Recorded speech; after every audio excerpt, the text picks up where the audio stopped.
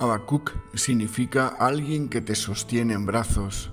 También fue llamado el Tomás del Antiguo Testamento. ¿Te has encontrado alguna vez con preguntas que no parecen tener respuesta porque la injusticia queda impune? ¿Por qué los malvados parecen prosperar y por qué Dios parece estar en silencio en medio de nuestras luchas más profundas? Quiero hablaros de un viaje, el viaje de la duda a la fe. Y quizás quien mejor lo representa es el profeta Habacuc. Él tiene un diálogo con el Señor, con el deseo de entender, de querer pasar de la desesperación a una confianza profunda e inquebrantable en la bondad de Dios. Si alguna vez has luchado con la duda, con el silencio de Dios, esta palabra es para ti. Su historia es un viaje, como digo, desde la desesperación, la incomprensión, el silencio, hasta la confianza más absoluta en Dios. ¿Qué significa realmente el justo vivirá por la fe? Como esta frase conecta con el pasado, con el presente y con nuestro destino. Habacuc vivió en tiempos turbulentos, una época donde la esperanza parecía haberse evaporado. Judá, una nación una vez floreciente bajo la ley de Dios, estaba ahora sumida en el caos. La sombra de los babilonios estaba cerca. Sus ejércitos avanzaban y devastaban reinos vecinos. Los rumores de su brutalidad viajaban más rápido que sus soldados, sembrando miedo y desconcierto. No solo por los babilonios, sino por la decadencia y corrupción de su nación. Habacuc veía esta decadencia con dolor. Desde su casa escuchaba los lamentos de las viudas, veía a los niños hambrientos por las calles y era testigo de cómo los jueces aceptaban sobornos a cambio de torcer la justicia. Los líderes del pueblo miraban para otro lado ante el sufrimiento de la gente. Habacuc no tenía el tono severo de Isaías ni la osadía de Elías. Se preguntaba por qué Dios, quien había prometido ser un protector para su pueblo, ahora parecía ausente. El Dios que había sacado a su pueblo de la injusticia de Egipto ahora guardaba silencio. Habacuc miraba al cielo y pensaba en las promesas dadas por Dios a Abraham, pero ahora veía un pueblo dividido, plagado de conflictos internos y a punto de ser aplastados por un imperio extranjero. Habacuc alzó su voz con incertidumbre, con un clamor lleno de dudas. ¿Hasta cuándo clamaré por ayuda y tú no escucharás? Pero solo había silencio. Pero el Señor nunca tarda. El Señor siempre responde a su tiempo, en su momento, porque en Él están nuestros tiempos.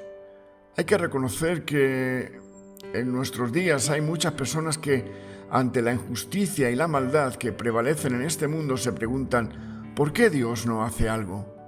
¿Por qué no interviene en los asuntos humanos para detener tanta violencia, injusticia y sufrimiento que padecen hoy día millones de personas? Como digo, Dios no tarda. Y Dios le respondió a Habacuc esta pregunta informándole que él estaba preparando a una nación babilonia para castigar al reino de Judá o reino del sur, conduciéndolo como cautivo a la esclavitud, a menos que sus habitantes cambiaran su modo de vida.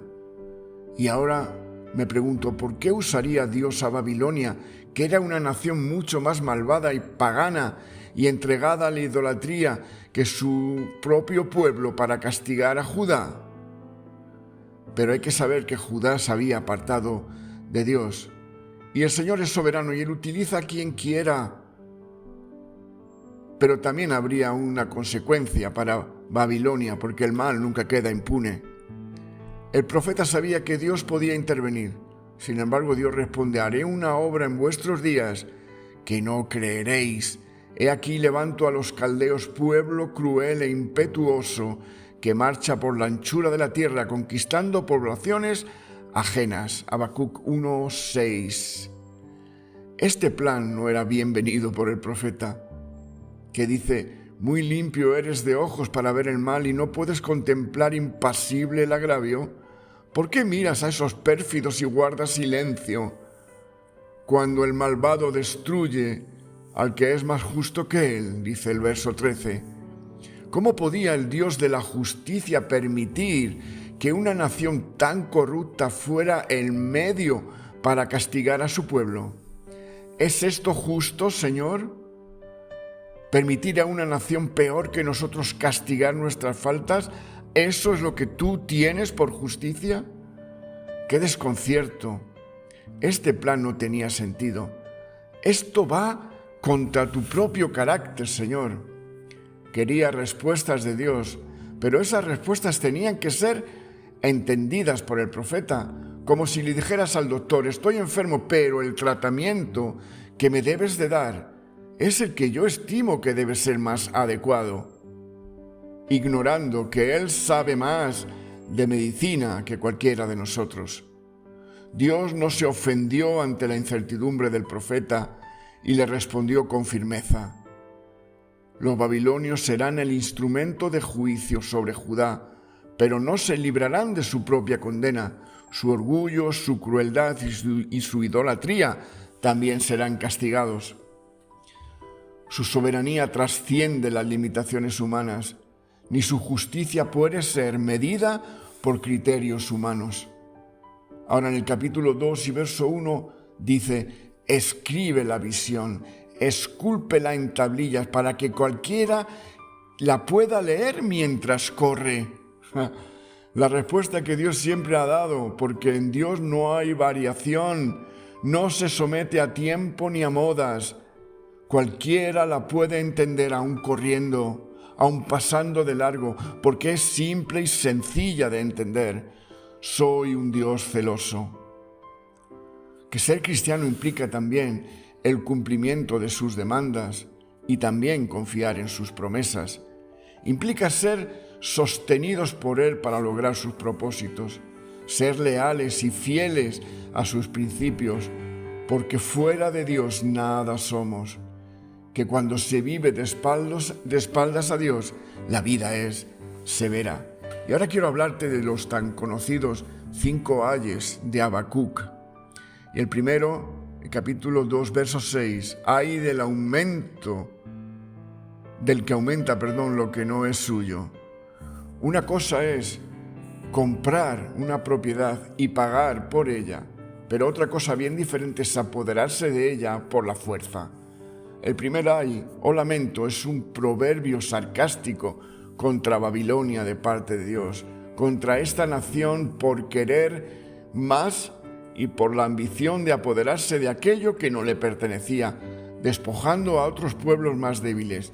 Dios estaba diciendo: ¿no sabes acaso que todo lo que el hombre sembrare, eso también segará?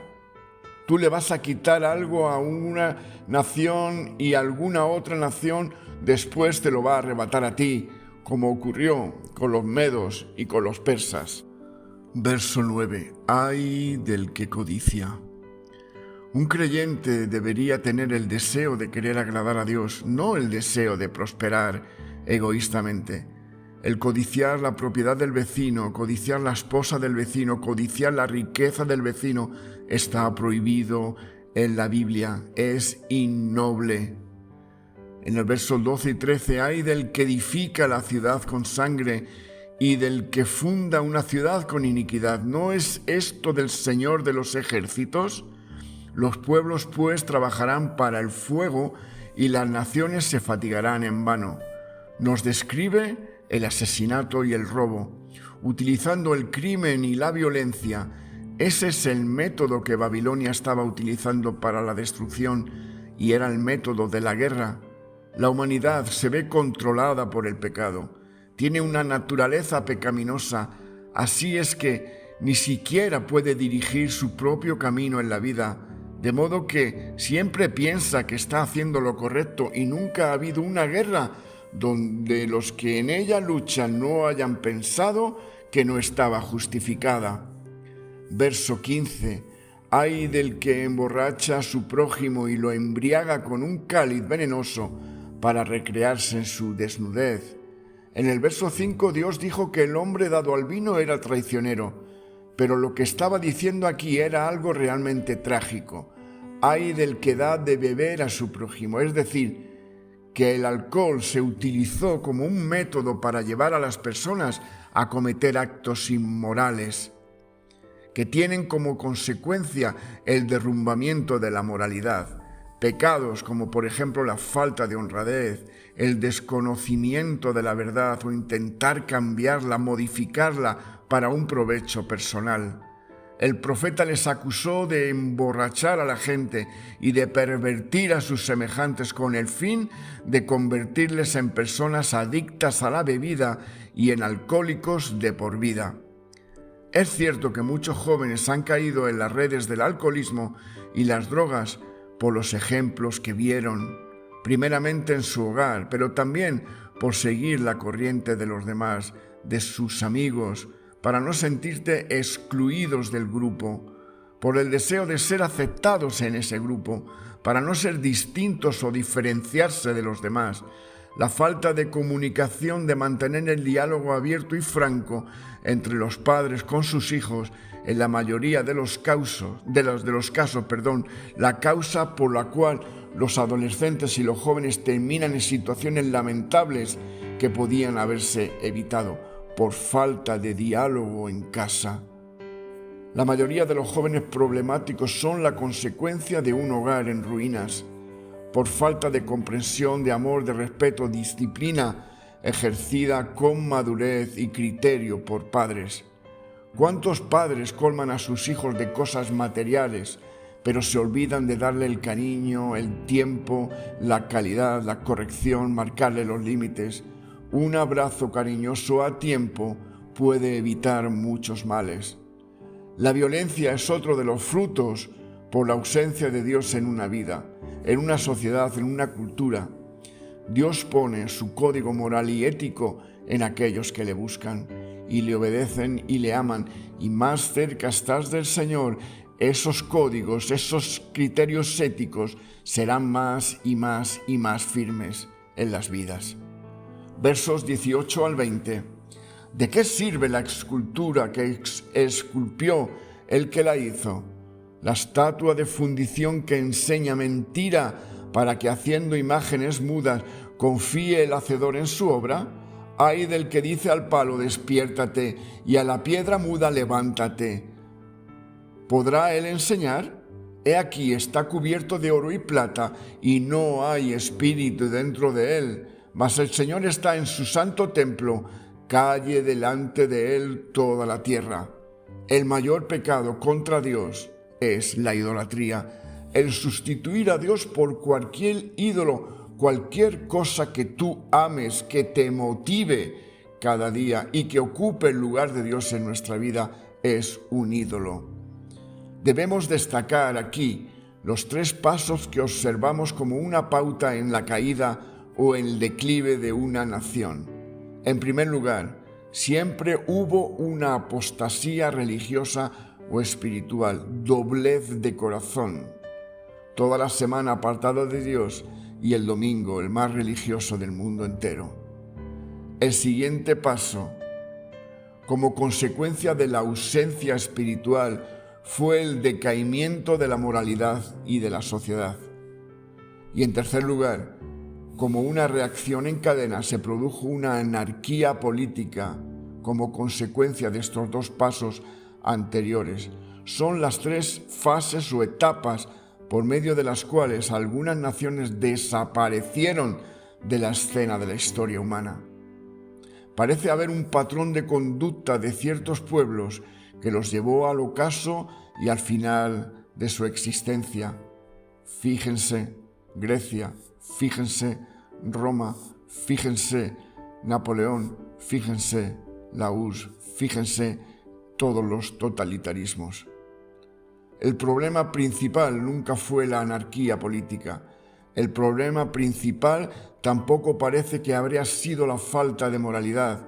La verdadera raíz del problema era el vacío espiritual o religioso, el no haber conocido al Dios vivo y verdadero y haber mantenido una relación personal con Él. O como en el caso de Israel, el apartarse de Dios a pesar de conocerle y haber experimentado su poder, su amor y su justicia. Los sociólogos, psicólogos y psiquiatras ya se pronuncian sobre la moralidad y cuestionan la ética de nuestra sociedad moderna, hedonista, consumista y muy egoísta. Ese es el cuadro. Esta es la historia de la caída de las naciones y esto es lo que nos alarma porque es un gran principio que ha sido señalado por Habacuc en la palabra de Dios. La profecía de Habacuc fue cumplida en la decadencia y desaparición de la nación de Babilonia, porque se mantuvo apartada del Dios vivo y verdadero. Hay muchas personas, por ejemplo, que viven y se desviven por y para el dinero, para la acumulación de bienes materiales, obsesionados. Ya les da igual pisar o traicionar o derrotar a su mejor amigo para tener más y más. Y eso también es una forma de idolatría, porque ha llegado a ser un motivo principal de vida. Hay muchas personas, hombres y mujeres, que viven solo buscando placer y que en una medida desproporcionada adoran el sexo, las drogas y las relaciones fortuitas. Dios dijo que es un Dios celoso. Dios dijo, yo te he creado, yo te he formado y redimido, y Dios anhela y desea que nos acerquemos a Él, que le pidamos perdón, que nos arrepintamos para poder volver a caminar con Él, a tener una relación con Él. Estos 5 ayes, la respuesta que Dios le da al profeta son esas ayes. Ay de ustedes que viven su vida dándole la espalda a Dios. Dios cada día alerta a sus siervos, porque la paga del pecado es muerte. En un mundo caído siempre tendremos incertidumbre. Habacuc pretendió poner en boca de Dios las respuestas que él esperaba. Y la respuesta de Dios siempre es la más justa y la necesaria, no la que tú quieres, sino la que tú necesitas, porque el justo vivirá por su fe. Si bien el Señor tomó sobre sí mismo el castigo por nuestros pecados, compró el remedio a través de su propia sangre y así se hizo justicia. Nosotros debemos actuar y aprovechar el remedio que se aplique a nuestro corazón por la gracia de Dios. La fe nos asegura que se puede confiar en Dios. Debemos vivir como si Dios estuviera ausente, como si las respuestas que Él nos da son diferentes a lo que tú esperas. Si nos guiáramos por los sentimientos y la incertidumbre, nos destruiría a todos. El justo por la fe vivirá. Las pruebas hacen que nuestra fe crezca. Lecturas como la del libro de Habacuc son un modelo frente a situaciones que no entendemos y que nos gustaría que fuesen diferentes. Pero Dios tiene un plan y todo a su alrededor es necesario para llevarlo a cabo, porque Dios en su soberanía, para Él, las situaciones no son indiferentes. Dios es fiel. Parece que Dios está prestando atención a la queja de Habacuc, pero si en realidad Dios no nos estuviera ayudando a perseverar, esta visión no era solo para su generación, sino para todas aquellas que enfrentarán momentos de incertidumbre y llegarán a preguntarse si realmente Dios está en control. Algunos le acusaron de traer palabras sino respuestas inmediatas. Otros simplemente lo ignoraron demasiado, consumidos en sus miedos. La misión del profeta no era convencer sino proclamar. La fe no es una carga ligera que se lleva sin esfuerzo. Es un peso que moldea el carácter y desafía la resistencia. Pensó en todos aquellos que le precedieron y se aferraron a las palabras de Dios. Abraham, quien dejó su tierra natal sin un destino claro, siguiendo una promesa que parecía imposible. ¿Acaso no tuvo Abraham sus momentos de incertidumbre mientras miraba las estrellas? Habacuc se dio cuenta de que confiar en Dios no significaba simplemente esperar respuestas, sino también caminar en obediencia mientras tanto. Habacuc se refugió en la oración, Se mantuvo toda la noche orando. Sus dudas estaban allí, pero la fe que había luchado por sostener ahora era como un bálsamo para su espíritu. Había encontrado algo mejor que respuestas. Había encontrado confianza renovada en la soberanía de Dios y ahora empezó a escribir lo que brotaba de su alma. El justo vivirá por su fe. No se trata de entender completamente los caminos de Dios, sino de confiar en su carácter, incluso cuando las circunstancias parecen contradictorias. Cuando todo parece fallar, la fe nos mantiene a flote. La fe te anima a confiar en alguien más grande que tu propio entendimiento. Habacuc sabía que vivir por fe era un desafío para su mente. Vivir por fe no significaba entender todo, sino confiar en Dios en medio de la incertidumbre. Fíjate lo que dice Habacuc 3, capítulo 17 al 19. Aunque la higuera no dé renuevos ni haya fruto en la vid, aunque falle la cosecha del olivo y los campos no produzcan alimentos, aunque en el aprisco no haya ovejas ni ganado alguno en los establos, aun así yo me regocijaré en el Señor, me alegraré en Dios mi libertador. El Señor omnipotente es mi fuerza, da a mis pies la ligereza de una gacela y me hace caminar por las alturas. Sabes que las gacelas, que los ciervos corren por terreno accidentado entre piedras y riscos, pero no resbalan. Con habilidad, con agilidad. Y Habacuc entiende y lo escribe: Señor, entendí aunque no lo comprendía, que tú me ayudabas en fe a perseverar, que cuando miraba el piso yo tropezaba, porque solo miraba mi camino, solo miraba mi soberbia, solo miraba mi miedo, pero cuando me enfoco en ti salto como una gacela, salto sin tropezar en el peligro ni resbalo. Y es lo que Dios promete, que en tiempo de incertidumbres Él nos ayudará. Lo ha prometido, que si anclamos nuestra fe en Él, seremos como las águilas. Isaías 40, del 25 al 31. ¿A quién me compararéis? ¿Para qué me asemeje? Dice el Santo: alzad vuestros ojos a lo alto y mirad. ¿Quién creó aquello? El que saca a sus ejércitos por número y a cada uno llama por su nombre, y por la grandeza de su fuerza y fortaleza de su poder, ninguno deja de presentarse. ¿Por qué hablas, oh Jacob, y dices, Israel, mi camino está oculto al Señor? ¿Mi Dios ignora mi causa? ¿Acaso no lo sabes ni lo has oído? El Señor es Dios eterno, creador de los confines de la tierra.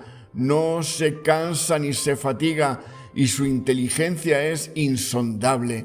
Él fortalece al cansado, acrecienta el vigor al que no tiene. Aún los muchachos se fatigan y se cansan, los jóvenes tropiezan y vacilan, pero los que esperan en el Señor tienen nuevas fuerzas, remontan vuelo como las águilas, corren y no se fatigan, andan y no se cansan. Aleluya, palabra del Señor. Habacuc nos muestra que la oración es el lugar donde puedo ser yo, donde no tengo que ponerme máscaras, donde vuelco mis incertidumbres y donde mi fe se hace fuerte, donde todo da un giro en obediencia. Yo te he creado, yo te he formado y redimido, y Dios anhela y desea que nos acerquemos a Él. Para eso hemos sido redimidos, para eso hemos sido injertados en el olivo. Los 5 ayes son la respuesta que Dios da al profeta, y es la respuesta que nos ha dado siempre. Ay de ustedes que viven su vida dándole la espalda a Dios. Es en mi lugar secreto donde puedo llorar y contarte que no entiendo nada, Señor. Te puedo decir lo peor de mí mismo. Y es allí donde voy a encontrar un abrazo, donde voy a encontrar incondicional apoyo, donde voy a encontrar amor. Dios sabe cómo hablamos cuando estamos presionados, cuando estamos desesperados. Él nos conoce tan bien porque caminó en medio nuestro y fue sometido a fatiga, a cansancio, a presión, a injusticias, a abandono, a traición. Él lo sabe porque lo vivió, porque en Él tenemos sumo sacerdote que pueda compadecerse de nuestras debilidades. Que el Señor te bendiga, que el Señor avive tu fe, porque solamente el justo, solamente aquel que deposita su confianza en el Señor, aquel que es transparente por fe, vivirá. Que el Señor te bendiga. Amén y amén.